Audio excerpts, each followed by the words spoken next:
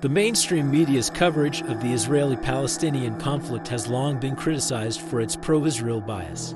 And the BBC's reporting during the 2006 Israeli invasion of Gaza is a prime example of this phenomenon. The network's framing and selective reporting served to justify and legitimize Israel's aggression against the Palestinian people.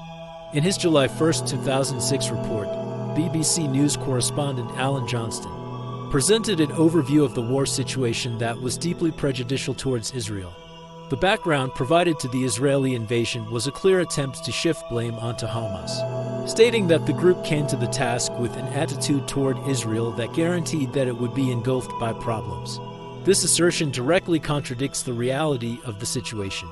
Hamas had maintained a year-long ceasefire with Israel, despite continued Israeli assassinations of its members. The group had also participated in the first free and open Palestinian electoral process, and had offered to negotiate a peaceful coexistence with Israel, based on equality and mutual respect, an offer that Israel categorically rejected.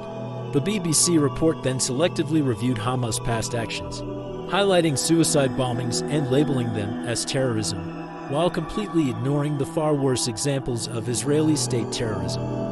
This includes the murderous invasion of Lebanon, the systematic killing of Palestinian civilians during the Intifadas, and the extrajudicial assassinations of political opponents, all of which have been condemned by the United Nations and most Western governments.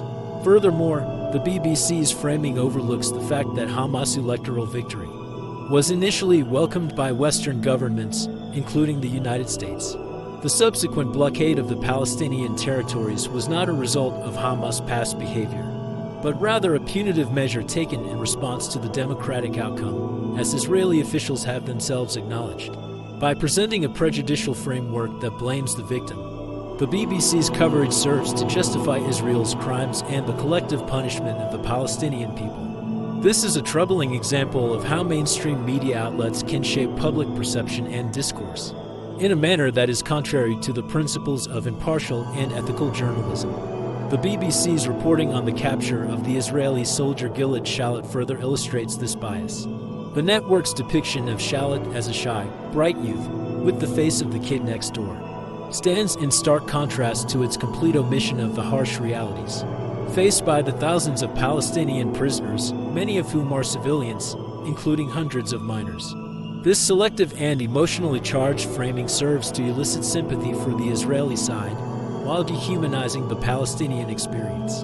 Overall, the BBC's coverage of the 2006 Israeli invasion of Gaza reflects a broader pattern of media bias that consistently favors the Israeli narrative, while downplaying or ignoring the suffering and legitimate grievances of the Palestinian people. This bias, which extends across much of the mainstream media, undermines the principles of balanced and ethical journalism, and contributes to the perpetuation of the Israeli-Palestinian conflict.